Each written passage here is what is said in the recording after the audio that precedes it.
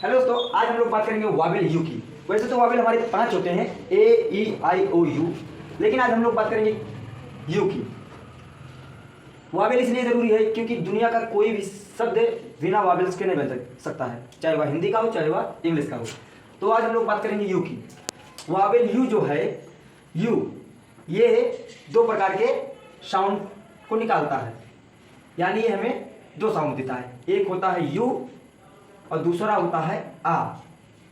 You से 2 प्रकार के साउंड निकलते हैं, एक यू एक आ। तो आज हम लोग यही सीखेंगे कि कब यू से यू का साउंड निकलेगा और कब यू से आ का साउंड निकलेगा। तो इसके लिए कुछ रूल हमने बनाया है, चलो देखते हैं। तो रूल क्या है, नियम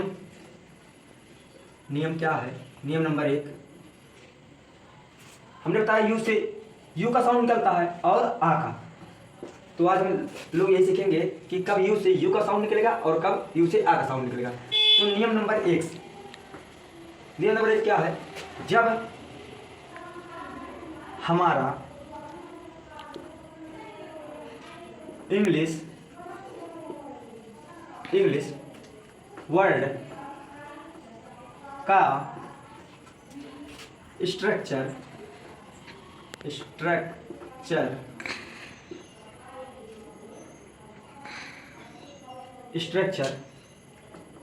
you plus consonant plus Wavell, यानी कि you consonant Wavell, you plus consonant plus Wavell हो, यानी कि हमारा structure you plus consonant plus Wavell होना चाहिए हो। तो यू को अक्सर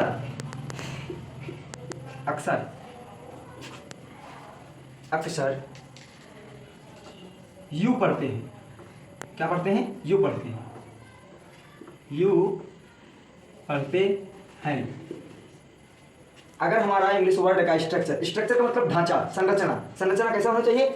पहला यू होना चाहिए, उसके बाद कॉन्सोनेंट प्लस वावेल, ऐसे करके होना चाहिए। यू कॉन्सोनेंट वावेल अगर ऐसे करके हो तो यू को अक्सर यू पढ़ते हैं। अक्सर इसलिए बता रहा हूँ दोस्तों, क्योंकि इंग्लिश में कुछ एक्सेप्शन भी हो सकते हैं, अपवाद हो सकते हैं, क्योंकि प्रोनाउंसिएशन यानी उच्चारण पर आज तक कोई पकड़ नहीं बना पाया है।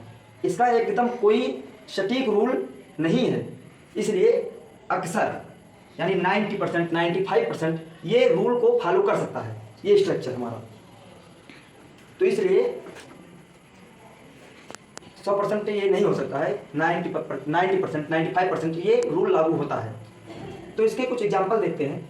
एग्जाम्पल हमारे क्या होते हैं, चलिए स्ट्रक्चर के आधार पर। अब स्ट्रक्चर हमारा है you plus consonant plus Wavell. अगर ऐसा हो तो यू को यू पढ़ते हैं, तो ऐसा चले देखते हैं दोस्तों।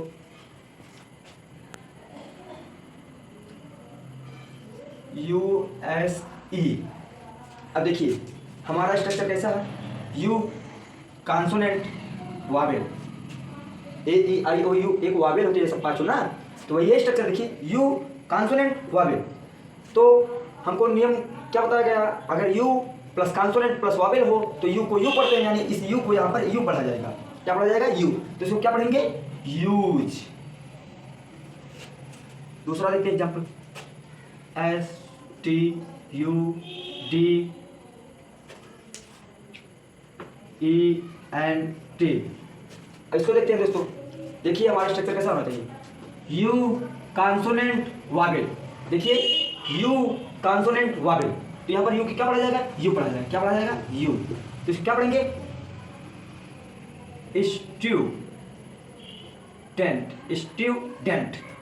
स्टूडेंट पढ़ते हैं ना। और देखते हैं U T E N S I L. Structure हमारा कैसा होना चाहिए, यू कॉन्सोनेंट वावेल, तो यू कॉन्सोनेंट वावेल सही है। तो यहाँ पर यू क्या पढ़ा जाएगा? यू, क्योंकि हमने रूल को यही बताया है। तो इसको क्या पढ़ेंगे? You pencil. आशा है आप लोग कुछ ना कुछ जरूर समझेंगे दोस्तों, ध्यान से देखिएगा। अब हम लोग बात करेंगे, ये तो यू को यू पढ़ने का नियम हो गया, अब यू को आ पढ़ने का नियम चलते हैं, सीखते हैं दोस्तों। यू को कब आ पढ़ते हैं, तो इसका स्ट्रक्चर यू को यू पढ़ने वाला structure you plus consonant plus Wavell होना चाहिए, तब उस कंडीशन पे हमें यू को यू पढ़ना चाहिए। एग्जाम्पल में आप लोगों को बताया गया, एग्जाम्पल से डाउट ज़्यादातर क्लियर होती है। अब चलते हैं यू को आ का पढ़ते हैं, इसको सीखते हैं।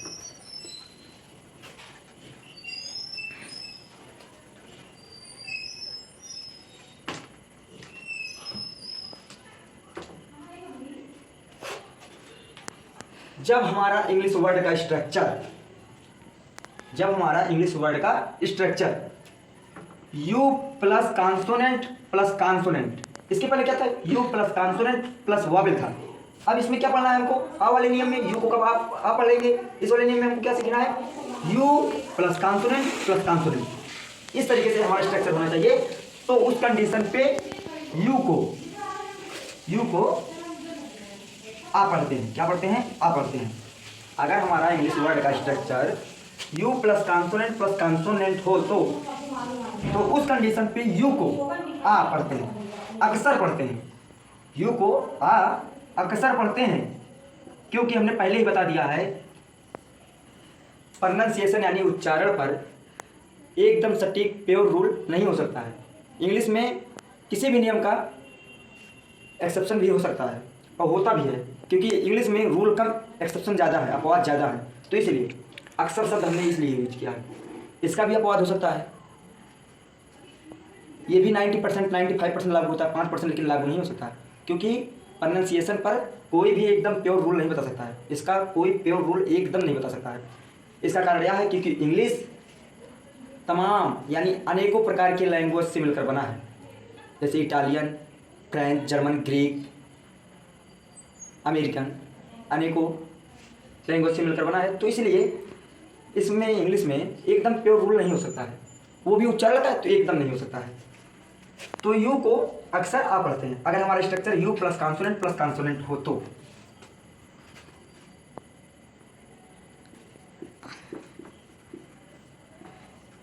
इसके भी कुछ एग्जांपल देखते हैं, एग्जांपल से ज़्यादातर डाउट क्लियर होते हैं।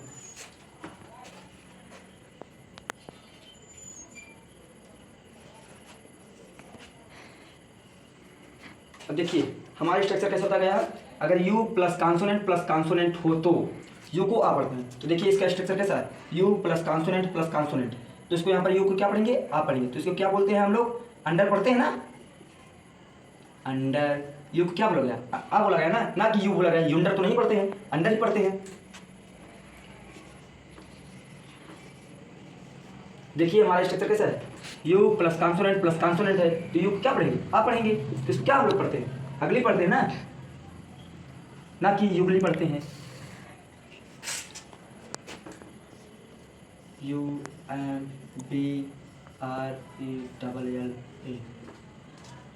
स्ट्रक्चर हमारा कैसा है, यू कॉन्सोनेंट है ना, यू प्लस कॉन्सोनेंट है ना, तो यू की क्या पढ़ेंगे, आ पढ़ेंगे। इसको क्या हम लोग पढ़ते हैं, बचपन में ही सीखे पढ़ना है, अम्ब्रेला ना कि यूम्ब्रेला पढ़ते हैं। आशा है आप लोग हमारी वीडियो को ध्यान से देखेंगे, पढ़ेंगे, समझ में ज़रूर आएगा।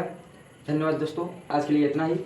अगर आपको हमारी वीडियो अच्छी लगी तो लाइक शेयर कमेंट जरूर करना। अगर आप हमारे चैनल पर नए हो तो हमारे चैनल को सब्सक्राइब करना। धन्यवाद दोस्तों, नमस्कार।